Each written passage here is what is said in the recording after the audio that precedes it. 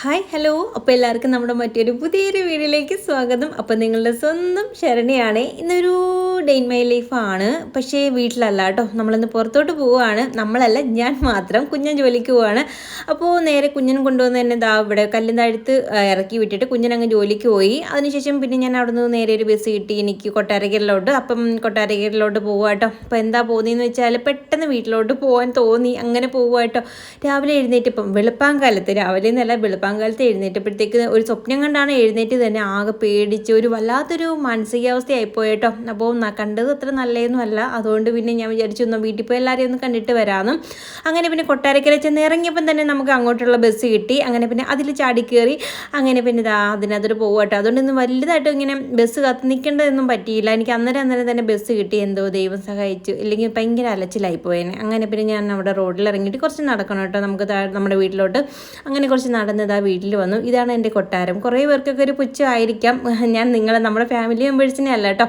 അപ്പം ഞങ്ങൾക്കുള്ള കുറേ ആൾക്കാരുണ്ടായിരുന്നു, അവർക്ക് നമ്മുടെ വീട് നമുക്ക് കുറച്ച് പുച്ഛമായിട്ടൊക്കെ തോന്നാം. പക്ഷേ ഇതാണ് എൻ്റെ കൊട്ടാരം. എനിക്കിത് കൊട്ടാരം തന്നെയാണ്. നമുക്ക് വീടിന് വലിപ്പം ഇല്ലെങ്കിലും കുഴപ്പമില്ല. നമ്മൾ അവിടെ താമസിക്കുമ്പോൾ നമ്മൾ ആൾക്കാരും നമ്മളോടുള്ള സ്നേഹവും അതൊക്കെയാണ് നമുക്ക് വലിയ വലിപ്പമായിട്ട് തോന്നുന്നത് കേട്ടോ.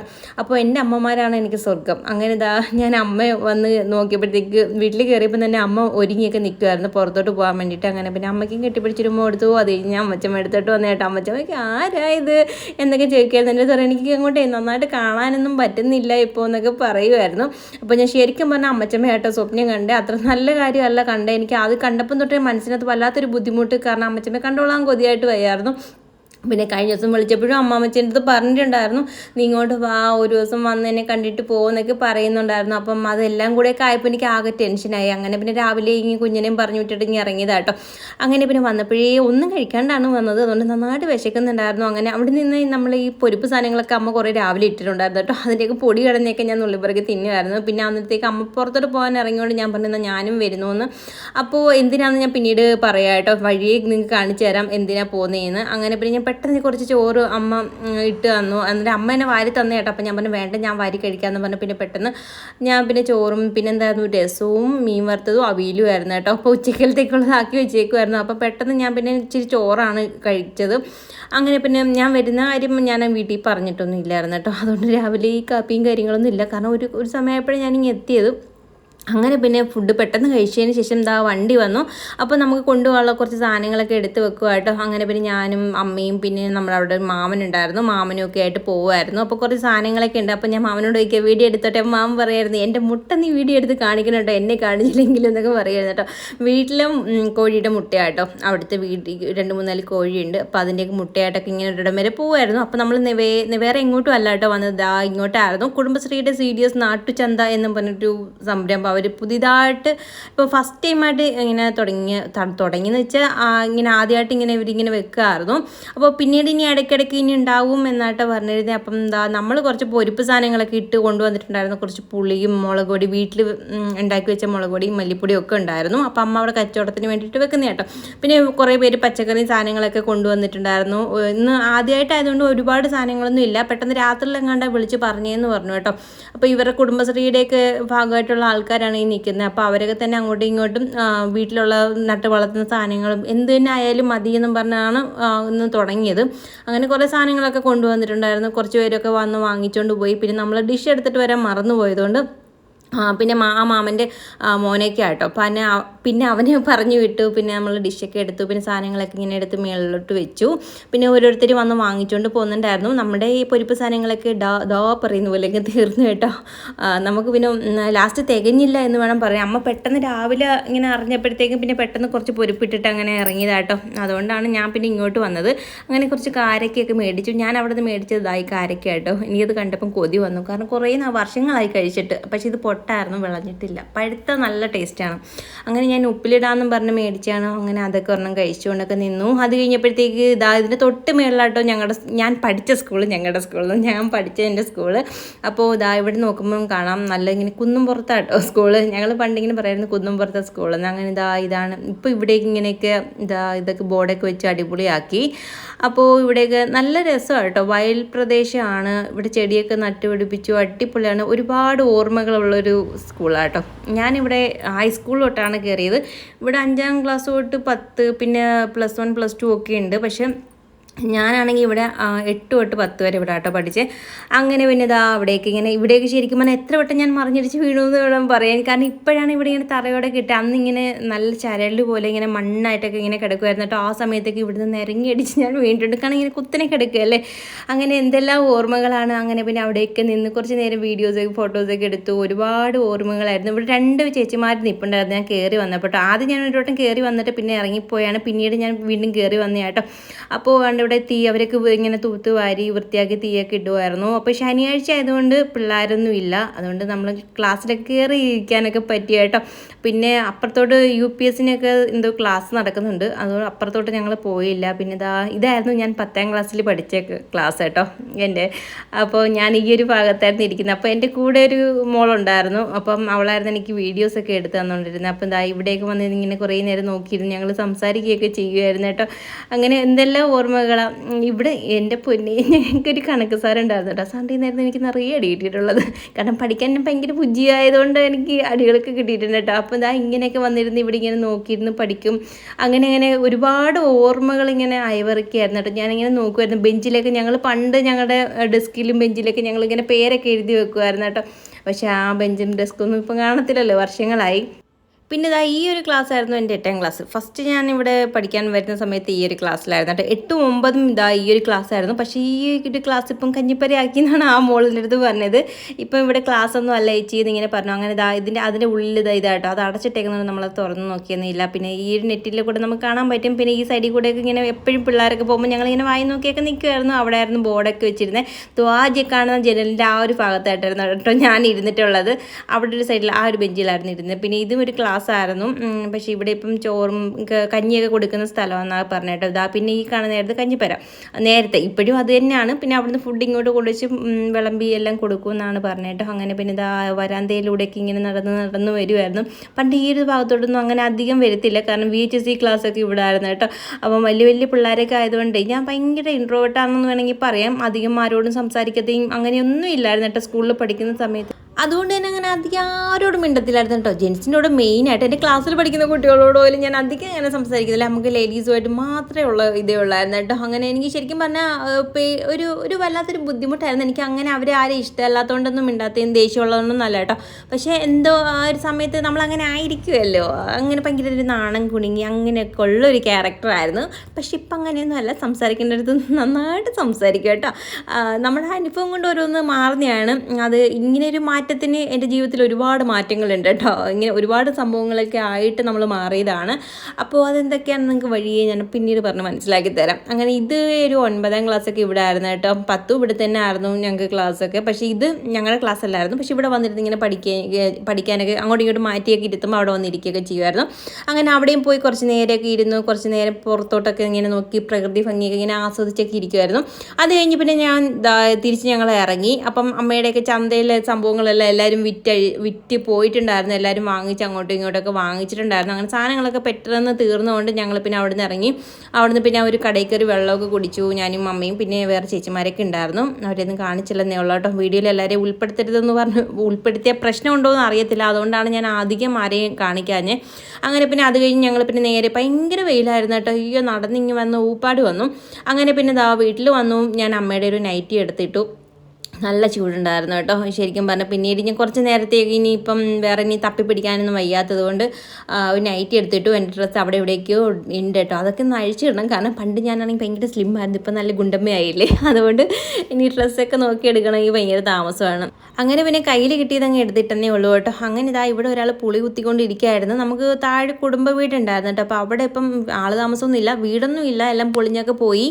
അപ്പം ഇനി ഒരു ദിവസം ഞാൻ വരുമ്പോൾ നിങ്ങൾ അവിടെയൊക്കെ കൊണ്ട് കാണിക്കാം. അവിടെയൊക്കെ നല്ല രസമായിട്ടോ. പണ്ട് അടിപൊളി സ്ഥലമായിരുന്നു. വയലിൻ്റെ തൊട്ട് മുകളിലായിട്ടായിരുന്നു വീടൊക്കെ, തോടും വയലും ഒക്കെ ആയിട്ട്. ഇപ്പം അങ്ങനെയൊക്കെ ആണോ എന്ന് എനിക്കറിയില്ല. വർഷങ്ങളായി താഴോട്ടൊക്കെ പോയിട്ട്. ഇനിയുള്ള ഒരു ദിവസം വരുമ്പോൾ നേരത്തെയൊക്കെ വരുവാണെങ്കിൽ നമുക്ക് അങ്ങോട്ടേക്ക് ഇറങ്ങിപ്പോകും. നല്ല വെയിലൊക്കെ അല്ലേ. അപ്പോൾ അന്നേരം ഒരു ദിവസം നിങ്ങൾ അവിടെയൊക്കെ ഞാൻ കാണിക്കാം കേട്ടോ. അങ്ങനെ അമ്മച്ചമ്മ വന്ന് പുളിയൊക്കെ കൊത്തിക്കൊണ്ടിരിക്കുമായിരുന്നു. അവിടുന്ന് പറിച്ചുകൊണ്ട് വന്ന പുളികളാട്ടോ. അങ്ങനെ പിന്നെ കുറേശ്ശെയൊക്കെ അവിടുന്ന് ഇങ്ങനെ താഴേക്ക് വീഴുന്ന അമ്മയൊക്കെ പോയി പറിക്കൊണ്ട് വരും. അങ്ങനെ പിന്നെ അത് ഇങ്ങനെ കുത്തി ഇങ്ങനെ എടുത്ത് എനിക്ക് കുറച്ച് തന്നിട്ടുണ്ട് കൊണ്ടുപോകാൻ വേണ്ടിയിട്ട്. അങ്ങനെ ഞാൻ അമ്മ ഇവിടെ നിന്ന് എന്തോ വെട്ടുന്നുണ്ട് കേട്ടോ. ഞാൻ വിചാരിച്ച ചക്കയും കാണാൻ വെട്ടി പറിക്കുവാണെന്ന് എനിക്ക് കൊണ്ടുപോകാൻ വേണ്ടിയിട്ട്. അങ്ങനെ ഞാൻ ഓടി വന്നതാണ്. ചക്ക ഇന്ന കൊതിയാവുന്നു ശരിക്കും പറഞ്ഞാൽ. ഇപ്പം ഇനിയിപ്പോൾ ആയി വരുന്നേ ഇല്ലുള്ളൂ. നമ്മുടെ പ്ലാവ് ഒടിഞ്ഞു വീണു കേട്ടോ. ആ കുടുംബ വീട്ടിൽ തന്നെ നമുക്ക് വലിയൊരു പ്ലാവ് ഉണ്ടായിരുന്നു. അപ്പോൾ ഇഷ്ടംപോലെ ചക്ക കിട്ടുമായിരുന്നു. പക്ഷേ ഈ പ്ലാവ് ഒടിഞ്ഞു വീണെന്നൊക്കെ അമ്മ പറയുമായിരുന്നു, ഇനിയിപ്പം ചക്കയ്ക്ക് ഗോവിന്ദ. അപ്പോൾ ഞാൻ പറയാം ഇനിയിപ്പം ചക്ക എങ്ങനെ കിട്ടാനാന്നൊക്കെ ഇങ്ങനെ പറയുമായിരുന്നു കേട്ടോ. അങ്ങനെ അമ്മ ഇവിടെ കരിക്ക് വെട്ടുമായിരുന്നു എനിക്ക് തരാൻ വേണ്ടിയിട്ട്. അങ്ങനെ വെള്ളമൊക്കെ ആയിട്ട് കരിക്കൊക്കെ ആയിട്ട് തന്നു. കുഞ്ഞു കരിക്കായിരുന്നു കേട്ടോ. കരിക്കെന്നൊക്കെ വെച്ചാൽ എനിക്ക് ഭയങ്കര ഫേവറേറ്റ് ആട്ടോ. നമുക്ക് പണ്ടൊന്നും നമുക്ക് ഇങ്ങനെ തെങ്ങൊന്നും ഇല്ലാത്തതുകൊണ്ട് ഇങ്ങനെ കരിക്കൊക്കെ കിട്ടാൻ ഭയങ്കര പാടാണ്. പിന്നെ നമ്മൾ എങ്ങോട്ടെങ്കിലും പോകുമ്പോൾ റോഡ് സൈഡിലിട്ട് വിൽക്കുന്നതൊക്കെയാണ്. പക്ഷേ നമ്മൾ കല്യാണം കഴിഞ്ഞ് ചെന്നപ്പം തെങ്ങുണ്ട്, പക്ഷേ കരിക്ക് കിട്ടത്തില്ലായിരുന്നു കേട്ടോ. അവിടെ ഇങ്ങനെ തേങ്ങ ഇട്ടാലും കരിക്കൊന്നും അങ്ങനെ ഇടത്തിയൊന്നും ഇല്ലായിരുന്നു. പിന്നെ നമ്മൾ അങ്ങോട്ടേക്ക് പോകുമ്പോൾ നമ്മൾ മറ്റിടത്ത് പോകുമ്പോഴത്തേക്ക് നമ്മളിങ്ങനെ പറയത്തില്ലല്ലോ നമ്മുടെ ആഗ്രഹങ്ങളൊക്കെ. പക്ഷേ എനിക്ക് കരിക്കെന്ന് വെച്ചാൽ ഭയങ്കര ഇഷ്ടമുള്ളൊരു സംഭവം കേട്ടോ. എവിടെ കണ്ടാലും അമ്മ ഇങ്ങനെ വാങ്ങിച്ചു തരുമായിരുന്നു. നമുക്ക് ഇല്ലാത്തത് കൊണ്ട് എവിടെ കണ്ടാലും വാങ്ങിച്ചു തരുമായിരുന്നു. അങ്ങനെ കഴിക്കുമായിരുന്നു. ഇപ്പം കുഞ്ഞം വാങ്ങിച്ചു തരും എവിടെ പോയാലും. എൻ്റെ ഫേവറേറ്റ് ആണെന്നറിയും, അതുകൊണ്ട് പുറത്തെവിടെ പോയാലും മേടിച്ചു തരും. അങ്ങനെ പിന്നെ അതെല്ലാം കഴിച്ചു കഴിഞ്ഞപ്പോഴത്തേക്ക് പിന്നീട് ഫുഡ് കഴിക്കാനുള്ള സമയമായിട്ടുണ്ടായിരുന്നു. കുറച്ച് ലൈറ്റായി, 2 മണിയൊക്കെ ആയിട്ടാണ് ഫുഡൊക്കെ കഴിച്ചത്. അങ്ങനെ പിന്നെ ചോറും മീൻകറിയും അവിയലും മീൻ വറുത്തതും പിന്നെന്തായിരുന്നു നമ്മുടെ മീൻ പൊടിച്ച ചമ്മന്തി ഉണ്ടല്ലോ അതായിരുന്നു കേട്ടോ. പിന്നെ രസവും ഉണ്ടായിരുന്നു. അങ്ങനെ അതൊക്കെ കൂട്ടി കുഴച്ചടിക്കുമായിരുന്നു. രാവിലെ ചമ്മന്തി അല്ലല്ലോ, രസവും അവിയലും മീൻ വറുത്തയും കൂടെ ആയിരുന്നു തിന്നത്. ഉച്ചയ്ക്കും അത് തന്നെ ആയിരുന്നു. ഉച്ചക്കലത്തേക്കുള്ള രാവിലെ ആക്കിയിട്ടുണ്ടായിരുന്നു. മമ്മി ജോലിക്ക് പോയിട്ടുണ്ടായിരുന്നു. മമ്മിയെ കാണാൻ പറ്റിയില്ല, അതാണ് ഒരു സങ്കടം. ശാലുവിനെയും കാണാൻ പറ്റിയില്ല. അപ്പോൾ അവൾക്ക് ചോറ് കൊണ്ടുപോകുന്നതുകൊണ്ട് രാവിലെ എല്ലാം ആവും കേട്ടോ.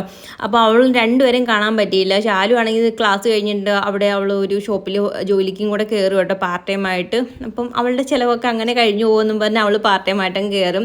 അപ്പോൾ എന്തെങ്കിലും സാധനങ്ങളൊക്കെ അവൾക്ക് മേടിക്കാനോ എന്നൊക്കെ പറഞ്ഞിട്ട് അങ്ങനെ പിന്നെ അവൾ അവിടെ കയറിയിട്ടുണ്ടായിരുന്നു. അങ്ങനെ അവളെ കാണാൻ പറ്റിയില്ല. അവൾ ഇടയ്ക്കിടയ്ക്ക് അവൾക്ക് എന്തെങ്കിലും ആവശ്യം വരുവാണെങ്കിൽ അവളുടെ ജോലി കയറിയിട്ട് അങ്ങനെയായിട്ട് എടുക്കുന്ന ക്യാഷൊക്കെ.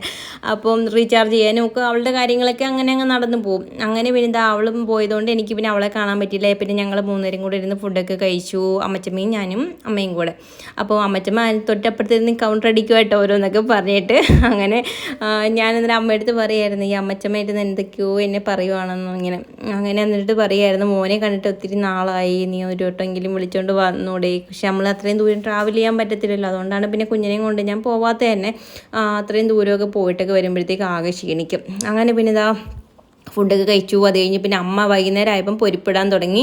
വൈകിട്ട് ചെറുതായിട്ട് ആൾക്കാരൊക്കെ വന്ന് വാങ്ങിക്കും കേട്ടോ. അപ്പം അതിന് വേണ്ടിയിട്ടൊക്കെ പൊരിപ്പൊക്കെ ഇട്ടു. അത് കഴിഞ്ഞ് പിന്നെ ഞാൻ സാധനങ്ങളെല്ലാം പറക്കിയൊക്കെ വെക്കുമായിരുന്നു. എനിക്ക് കൊണ്ടുപോകാനുള്ള സാധനങ്ങളായിട്ടോ അമ്മ എന്തൊക്കെയോ എടുത്ത് വെച്ചിട്ടുണ്ട്. അപ്പം പിന്നെ ഞാൻ അതെല്ലാം എടുത്ത് പാക്ക് ചെയ്ത് വെച്ചു. പിന്നെ മസാലയും പിന്നെ 2-3 ടിന്നൊക്കെ എനിക്ക് തന്നു. കത്തി, എനിക്കറിയത്തില്ല, എല്ലാ സാധനങ്ങളും ഞാൻ നുള്ളി പറിക്കൊണ്ട് വരും വീട്ടിൽ പോയാൽ.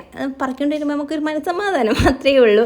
അപ്പോൾ ഞാൻ ടാറ്റയൊക്കെ പറഞ്ഞ് ഇങ്ങനെ ഇറങ്ങി അമ്മച്ചമ്മ എടുത്ത് പറയുമായിരുന്നു, ഇനി എന്നാ കാണുന്നത്. ഞാൻ പറഞ്ഞ ഇടയ്ക്കിടയ്ക്ക് ഞാൻ വരാം കേട്ടോ കാണാൻ വേണ്ടിയിട്ട് എന്നൊക്കെ പറഞ്ഞ് പിന്നെ കുറച്ച് സംസാരിച്ചിട്ടൊക്കെ ഇങ്ങനെ ഇറങ്ങുമായിരുന്നു. അപ്പോൾ പുളിയൊക്കെ ഉണക്കാൻ വേണ്ടി വെളിയിട്ടേക്ക് കേട്ടോ. അപ്പോൾ ഞാൻ കണ്ടപ്പോൾ ഒന്ന് എടുത്തന്നേ ഉള്ളൂ. നമ്മുടെ ചെടിയിലെ പൂ നല്ല രസമുണ്ടല്ലേ, എനിക്കിഷ്ടപ്പെട്ടു. അങ്ങനെ ടാറ്റയൊക്കെ പറഞ്ഞു എനിക്ക് ടാറ്റയൊക്കെ അങ്ങ് തരുമായിരുന്നു. അന്നേരം സൂക്ഷിച്ച് എന്നെ വിളിക്കണമെന്നൊക്കെ ഇങ്ങനെ പറയുമായിരുന്നു കേട്ടോ.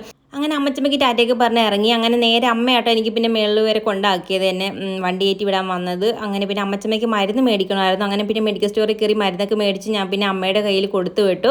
അപ്പോഴത്തേക്ക് കുറച്ച് കഴിഞ്ഞപ്പോഴത്തേക്ക് വണ്ടി വന്നു. വണ്ടിയിൽ കയറിയിട്ട് നേരെ നമ്മൾ കൊട്ടാരക്കര വന്ന് ഇറങ്ങി കേട്ടോ. കൊട്ടാരക്കര പ്രൈവറ്റ് സ്റ്റാൻഡിൽ ഇറങ്ങി. പിന്നെ അവിടുന്ന് നടന്ന് വന്നപ്പോഴത്തേക്ക് എനിക്ക് ശരിക്കും പറഞ്ഞാൽ സന്തോഷമുള്ള ഒരു കാര്യമായിരുന്നു. എന്താണെന്ന് വെച്ചാൽ വേറൊന്നുമല്ല, നമ്മുടെ ഫാമിലി മെമ്പറായ 3 അനിയത്തിക്കുട്ടികളെ കണ്ടു. ആദ്യം ഈ 2 പേരെ ആട്ടെ കണ്ടത്. അങ്ങനെ പിന്നെ അവരോട് കുറച്ച് നേരം സംസാരിച്ചു.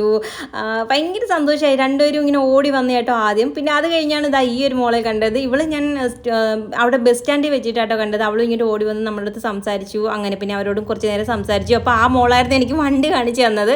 അപ്പോൾ ഞാനാണെങ്കിൽ ബസ് ആദ്യം ഒരെണ്ണം പോയിട്ടുണ്ടായിരുന്നു കേട്ടോ. പിന്നീട് ഞാൻ അവിടെ നോക്കി നിന്നപ്പോഴത്തേക്ക് എനിക്ക് പിന്നെ അവിടെ എല്ലാം ഞാൻ പോയി നോക്കിയിട്ട് കണ്ടില്ല. അപ്പോൾ അവളാണ് വന്ന് പറഞ്ഞ, ചേച്ചി അവിടെ ഒരു ബസ് കിടപ്പുണ്ടെന്ന്. പിന്നെ ഞാൻ പെട്ടെന്ന് പിന്നെ അധികം നേരം എനിക്ക് സംസാരിക്കാൻ പറ്റിയില്ല. പിന്നെ ഞാൻ സമയം പോകുമല്ലോ, അതുകൊണ്ട് പിന്നെ ബസ്സിൽ കയറി പോയിരുന്നു.